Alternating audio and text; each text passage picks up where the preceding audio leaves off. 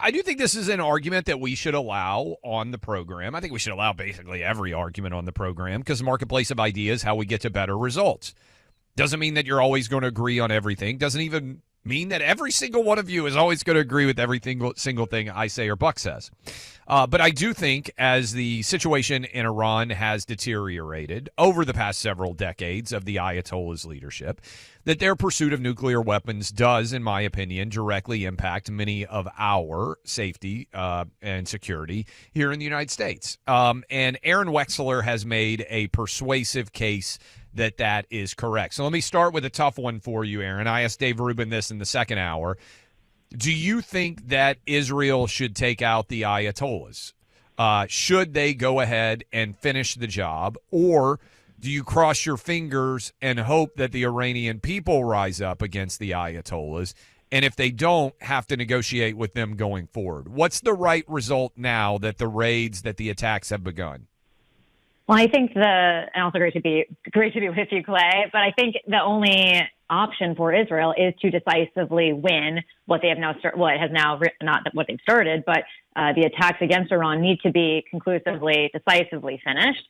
And so, yes, I do believe it means taking the Ayatollahs out. I do not think that pinky promises from the Ayatollah of not building and not expanding their nuclear program is something we should be trusting. And to the point of the Iranian people rising up, I mean, we've seen for decades that they have protested, they have risked their lives, but it is difficult to overthrow a government. And so I think the only option really is to cut the head off the snake.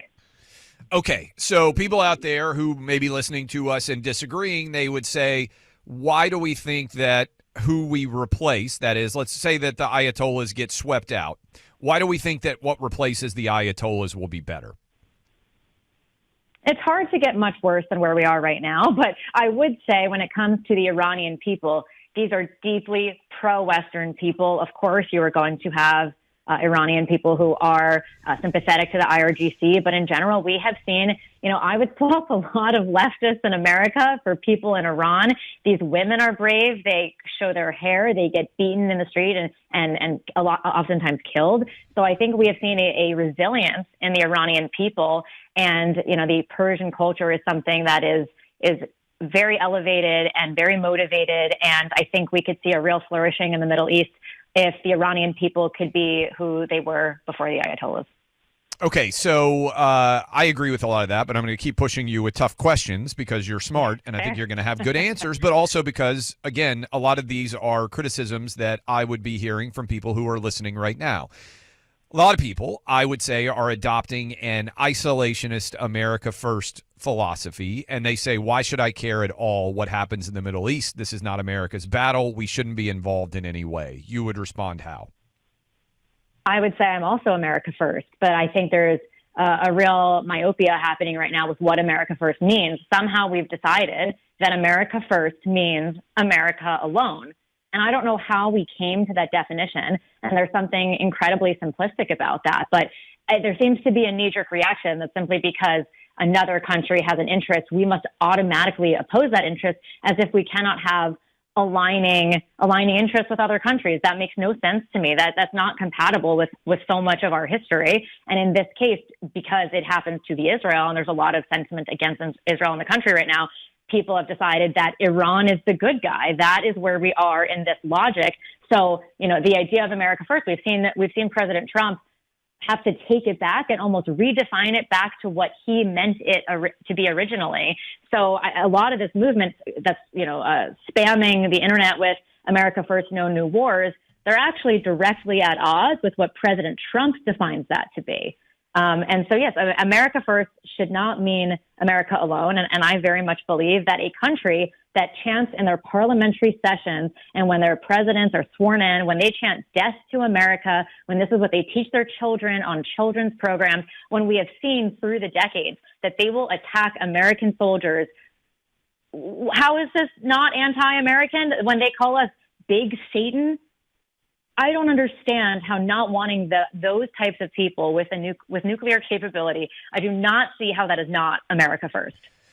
Truth of the matter is this: there's a segment of the right that is anti-Semitic. There is a big segment of the left that is anti-Semitic. This has led to rise in anti-Semitism, the likes of which many of us have not seen. One of the attacks, I'm sure it's in my mentions right now, Arynne, we're talking to Arynne Wexler. Encourage you to go follow her. Arynne, one of the attacks that will be in my mentions right now, I bet, as I am talking to you, is that the Jews own me. I am not Jewish, by the way, in case any of you are aware. Arynne, do you think that the Jews own me or own Buck or in any way are influencing our opinions based on money? This is an anti-Semitic attack, but I think it's important. I'll put it out there. Do you believe it? Do I think you are owned by the Jews? No, that Yes. would be incredibly convenient for us. I love when people would love to say that we control the media that loves to hate us. I mean, I think the press around the Jews would be so much better if we were actually in control. So, no, that is absolutely crazy. And I would say that Qatari money is what people think Jewish money is in America. It's an interesting argument. And look, I feel fortunate. I've said this before, but I do think some people say, I don't know why, just for people out there, why you would say that you have wealth. I'm talking about myself. I don't have to work. I think that matters. I think it was beneficial for Trump because it's harder to buy people who don't have to work. I mean, this is the reality. Elon Musk came out and actually addressed it directly. People said, oh, you're being bought and paid for.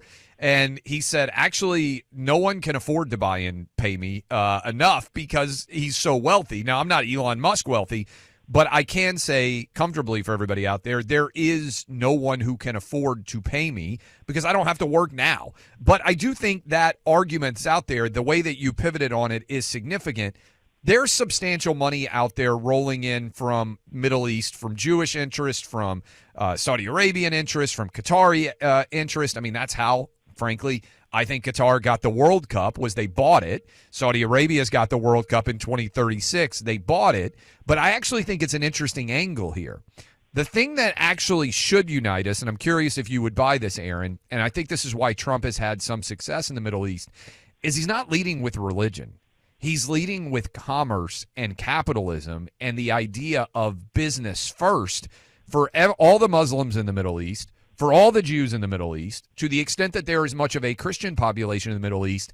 The ability to embrace capitalism and have more successful economic liberation lifts everyone without getting into the nuance of the difference in religion.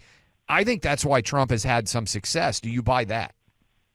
Yes, I think that's definitely part of it. Also, to your point on not being bought, we saw a rift between Donald Trump and Elon Musk, the wealthiest man in the world, who at some parts of his tweets essentially was insinuating, I paid a lot for you to win the presidency. I would like to be listened to.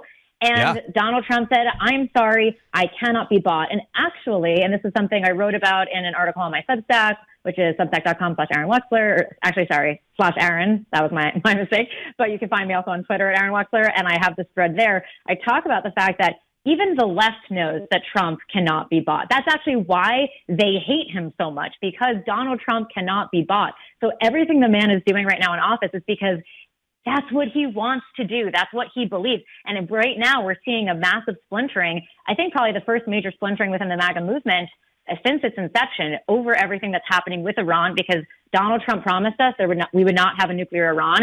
That will not be his legacy. And that is why he is helping Israel right now. Yeah, and I think this is actually important. First of all, Trump has said publicly, nobody else can define what America first means because I'm the leader and I decided. Like, I've made the arguments about America first, but I do think to the extent that there is a disagreement or a splintering in some way on the right about how Iran should be handled, do we want, and this is my argument, I just tweeted about it, in an ideal world, we would have kept Kim Jong-un in North Korea from getting a nuclear weapon.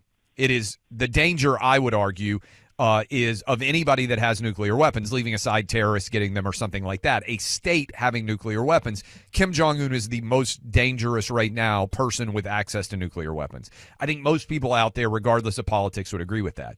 Do we want Kim Jong-un in the Middle East with a religious-focused fervor underpinning the desire to have nuclear weapons?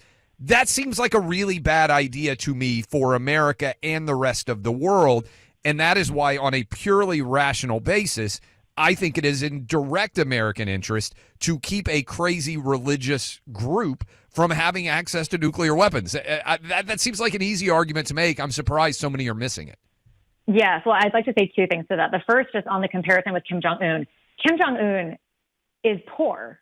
He's poor, okay? They do not have money in North Korea. Iran has oil. They have money from themselves, from Qatar, from Joe Biden. They actually have, there's a lot of damage that they can inflict if they have nuclear capabilities. That's one thing. The second thing I want to address is, and this is something I'm seeing from a lot of people on the so-called right, where they love talking about the price of oil if we go to war. They love talking about what it looks like if Israel strikes. By the way, Israel struck and the world is still spinning and oil, gas isn't $20 a gallon and all the things they warned us about, probably being paid by Qatar to post, have not happened. But none of them can describe to us, what does it look like if Iran actually gets nuclear weapons? Yeah. What does it look like for America? What does it look like for gas? What does it look like for trade? What happens to the Strait of Hormuz if Iran has nuclear weapons, right? The oil choke point of the world. You want a nuclear Iran in charge of the oil choke point of the world? That is absolutely preposterous. And I have not seen a single personality, and I'll call it personality, not authority, on Twitter actually explaining what it looks like if that happens. Yeah, I think that's super important. I also would just point out that 24 years ago, they flew planes into our buildings based on a misguided, bastardized version of what religion should look like, according to these crazy Muslim terrorists, right? The Ayatollahs having nuclear weapons. The idea that they're going to in some way be rational in the way that they use them, based on the history of what we have seen when it comes to Islamic fundamentalist terrorism, it's crazy to me that anybody would even be arguing, hey, it's going to be okay, we should just stay out of this and let them get nuclear weapons. Yes, well, this assumption that's coming from so much of the right now is assuming that it's possible for us to negotiate with good faith actors, as if they're, Putin is an evil guy. He's rational and predictable. And, when you talk about international security and like all those theories, right, like you're actually dealing with a highly rational actor. When we talk about Iran, there is a fanaticism, a radicalism with religion that I think a lot of Americans really just can't understand. They refuse to acknowledge. It just makes no sense for them to assume that we can deal with someone as if realpolitik is something that is possible within that conversation. They will not be pragmatic. It will not work with the Ayatollahs. I think that's right. I appreciate the time. I want people to be able to follow your work because you're smart, funny, and I think connecting with many different people out there who may not be connecting with sort of rational thought, unfortunately, on Instagram or TikTok or wherever else it is. So let me give you those channels. And why do you think it's so important to be speaking on those channels? A lot of people, millions listening to this radio show, a lot of people watch Fox News, but traditional media otherwise for younger people very much is collapsing. Yeah, no, I appreciate that, Clay. Thanks for having me on. Everyone can find me at Arynne Wexler. It is a tough name. It is ARYNNE WEXLER. I did not come up with my first name. I've actually had it since birth, so I can't take credit, and you can't blame me for that spelling. Do you blame your parents for spelling Aaron that way? Is this a unique Jewish spelling of Aaron? I've never seen it before. God, it's like, let's have a therapy session for 20 seconds. No, my parents wanted to name me Arynne for some reason.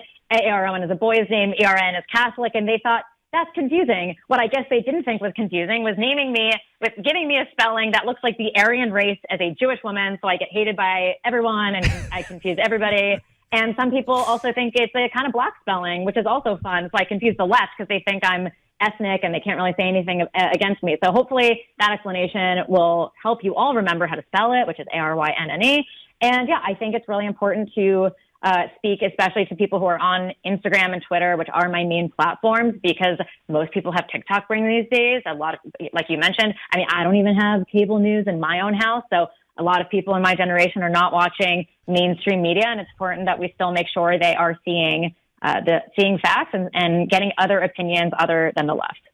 Thank you, Aaron. By the way, I was with a friend group over the weekend, and I was sitting with a dad. He had his 21-year-old daughter and his 17-year-old daughter there. So we had a big table. And she asked me how she could find the show. She had never listened to a show on radio. I mean, I just thought it was really crazy, but I understand for people out there who are listening to us right now, you've been listening to radio your whole life. This 21-year-old girl, college girl, was like, so how does that work exactly? Like, she doesn't have a car. She rides around in Ubers by and large. Like, the idea of how to get radio, I was having to explain. Anyway, there are a lot of people out there like that are super active on TikTok, super active on Instagram, but are not necessarily going to be listening to a show like this. So thank you. All right. Thanks so much, Clay. Great to be here.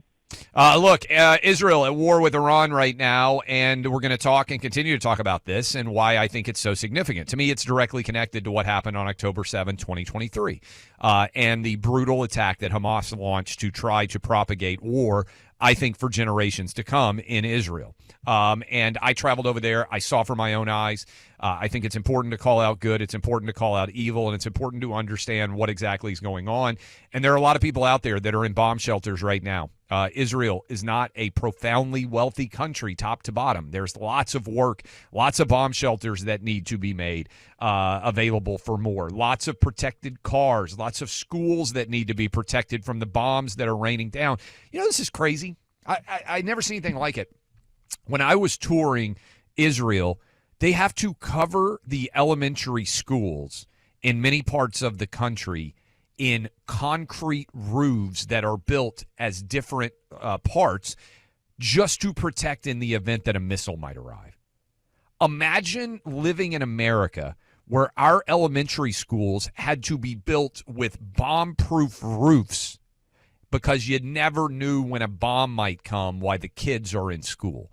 That's what they live with in Israel because so many people, unfortunately, are trying to kill Jewish people just for being Jewish every day. The IFCJ pushes back against it. The International Fellowship of Christians and Jews, Western Civilization Matters. You can help stand for it in the Middle East by going to, this is a not-for-profit organization, go online to ifcj.org. That's ifcj.org, 888-488-IFCJ. That's ifcj.org. I've seen the incredible work they do. See it for yourselves at ifcj.org.